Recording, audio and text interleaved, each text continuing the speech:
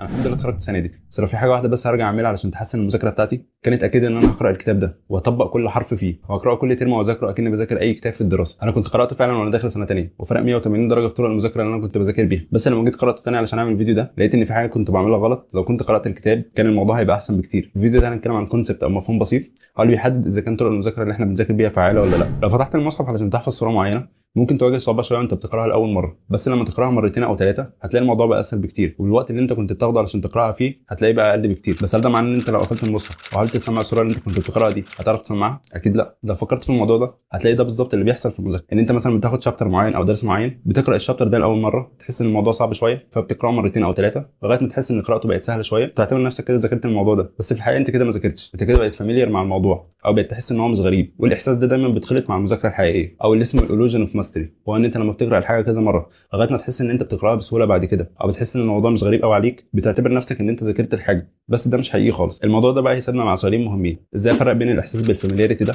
او ان الحاجه اللي انا بقراها عليها مش غريبه وان انا ذاكرت الموضوع ده فعلا، خاصه ان معظم الطلاب اللي بيذاكروا بالطرق اللي بتخلينا فاميليار مع الحاجه اللي احنا بنقراها او بتخلينا نحس ان الحاجه مش غريبه عندهم دايما اوفر استيميشن للمذاكره بتاعتهم، او ان هم بيقدروا ان هم مذاكرين الحاجه وهم فعلا مش مذاكرينها، هم فلوينت فيها او بيقراوها بسهوله، نفس المثال بتاع القراءه من المصحف اللي احنا قلنا عليه. السؤال الثاني: ايه اصلا طرق المذاكره الفعاله دي وليه هي فعاله؟ قبل ما نجاوب على السؤالين دول محتاجين نفهم مفهوم بسيط وهو الديزايربل ديفيكولتي او الصعوبه المرغوب فيها، وده المفهوم اللي بيحدد اذا كانت طرق المذاكره اللي انت بتذاكر بيها فعاله ولا لا. معنى الديزايربل ديفيكولتي ان كل ما كان المذاكره والتعلم صعب شويه الى حد معين، يعني كل ما بذلت فيه مجهود اكبر، وكل ما بذلت مجهود اكبر في المذاكره كل ما كانت نتيجتها احسن. فعلشان نذاكر كويس محتاجين يبقى في درجه من الصعوبه، عشان الصعوبه دي هتؤدي لمجهود اكبر والمجهود الاكبر ده هيؤدي لمذاكره احسن. فلو حاولنا نشوف الطرق اللي احنا بنذاكر بيها بتطبق الموضوع ده فعلا ولا لا. لو بتاخد حاجه لاول مره بتسمع الشرح من المدرس او الدكتور، بعد كده لما بتروح بتفتح الكتاب وتقرا الموضوع ده، لو لقيت الموضوع صعب بتقراه مرتين او ثلاثه، ممكن تعلم على الحاجات المهمه بالهايلايتر. بعد كده ممكن مثلا في نص السنه تقرا الموضوع تاني وقبل الامتحان مره كمان، بعد كده تخش تمتحن في الموضوع ده. بس ده عكس خالص الكلام اللي احنا بنقوله. الطرق دي كلها معتمده على المدخلات او حاجه انت مش مشارك فيها،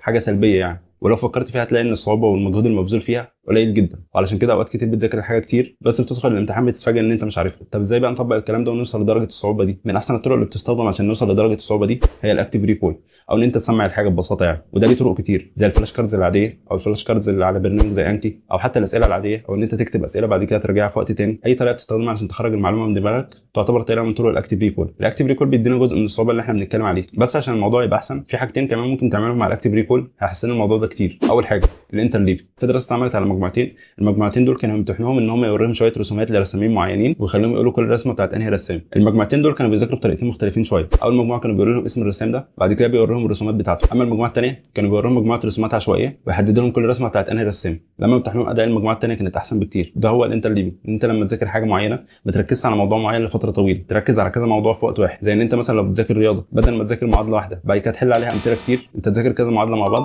بعد كده تحل عليهم كلهم اسئله مع بعض. وممكن تطبق الموضوع ده طبعا في حاجات ثانيه زي ان انت تخلي الاسئله اللي انت هترجعها تبقى في كذا موضوع مع بعض، او لو بتذاكر من فلاش كاردز على انكي مثلا ممكن تخش في الاعدادات وتخلي الفلاش كاردز تظهر لك بترتيب عشوائي، يعني مش بنفس الترتيب اللي انت حطيتهم بيه. الطريقه الثانيه علشان تطبق موضوع الانترليفنج ده ان انت مثلا لو ناوي تذاكر 3 مواد كل ماده ساعتين، بدل ما تذاكر ساعتين مره واحده حاول تقسم الموضوع، يعني تذاكر كل ماده ساعه بعد كده تكرر الموضوع ده. الموضوع ده ليه فايدتين مهمين. الفايده الاولى ان انت بتحاكي الموضوع اللي هيحصل في الامتحان، انت لما بتيجي تمتحن مش بيحدد لك الموضوع اللي هو بيسالك فيه او بيسالك في حاجه وانت اللي بتحدد الموضوع ده، فانت اكنك بتتدرب على المهاره دي اللي هتستخدمها بعد كده في الامتحان. الفايده الثانيه ان الموضوع ده اصعب، يعني مثلا مثال المذاكره اللي احنا قلنا فيه بدل ما تذاكر ساعتين مره واحده تقسمها لساعه وساعه، لما تيجي تذاكر في الساعه الثانيه هتبذل مجهود اكبر علشان تفتكر ان انت كنت بتذاكر، وكل ما بذلت مجهود اكبر كل ما كان المذاكره احسن، وده اللي احنا قلناه في الاول. وده ينقلنا لتاني حاجه تعملها علشان موضوع الاكتيف ريكول يبقى احسن. كان في دراسه اتعملت على مجموعه دكاتره بيعلموهم حاجه معينه في الجراحه، مده تعلم الحاجه دي كان 4 ساعات. قسموا الدكاتره دول لمجموعتين، مجموعه خدوا ال4 ساعات دول في يوم واحد، اما المجموعه الثانيه خدوا ال4 ساعات في اسبوع. لما امتحنوهم كان اداء المجموعه الثانيه احسن بكتير. ودي ثاني حاجه معانا وهي السبيسنج. السبيسنج ممكن تطبقه بطريقتين. اول طريقه ان انت لما تذاكر حاجه بدل ما تذاكر فتره طويله في وقت واحد